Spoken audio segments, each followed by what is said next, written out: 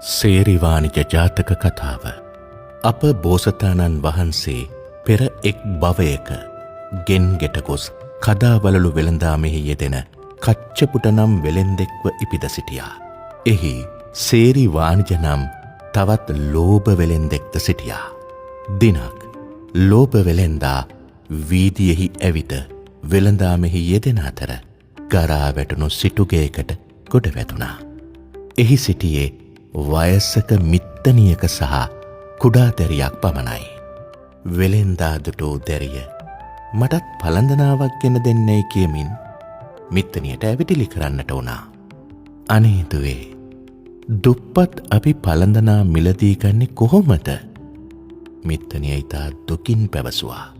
අනේ ආච්චි අම්මේ, අපිට ප්‍රයෝජනයක් නැති මෙන්න මේ පරණ තලියවත් දීලා බලමු වෙළෙන්දට. පරම්පරාවෙන් ලැබුණු දුර්වර්ණ වූ ලෝහ තැටියක් පෙන්වමින් දැරිය මෙසේ කීවා.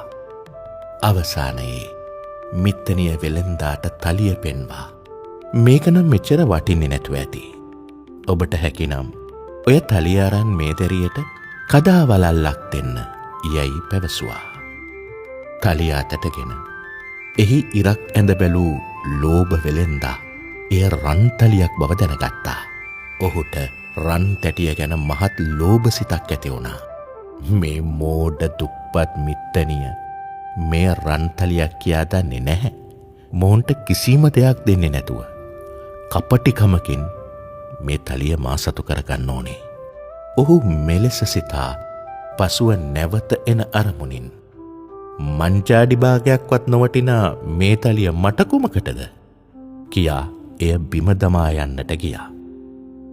මෙවිට කච්චපුට වෙළෙන්දාද වෙළඳාම් පිණිසෙහි පැමිණියා. වෙළෙන්දා දුටු දැරිය නැවත මිත්තනියට ඇවිටිලි කරන්නට වුණා.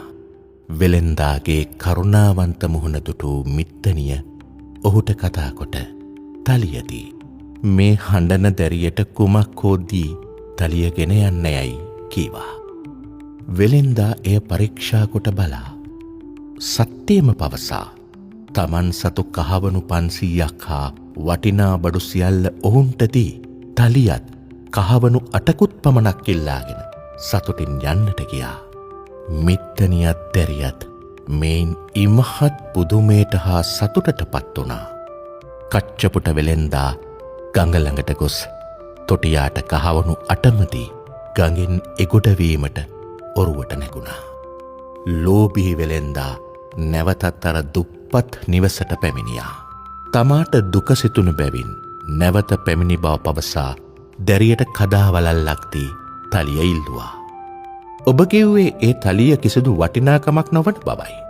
ටිකකට කලින් වෙළඳාමෙහි පැමිණි දැහැමි වෙළෙන්දෙක් එය රැගෙන ඔහු සතු සියල්ල අපට දී ගියා. මහලු කාන්තාව පැවසුවා. ඒ ඇසූ සේරිවානිජ වෙළෙන්දා මහත් වූ ශෝකයෙන් තමන්ගේ බඩු භාණ්ඩද එහි දමා කච්චපුට වෙළෙන්දා පසුපස දිව ගියා. රන්තලියත් රැගෙන ගඟෙන් එතර වන කච්චපුට වෙළෙන්දා දුටු ඔහු ඉවසාගත නොහැකි ශෝකයෙන් එතනම මිය ගියා. අධික ලෝභයේ ආදීනව සහ තමන් කරන කාර්යය තුළ සත්‍යකරුක වීමේ වටිනාකම මෙම කතාව තුළින් අප වෙත දෙන පණිවුඩයයි.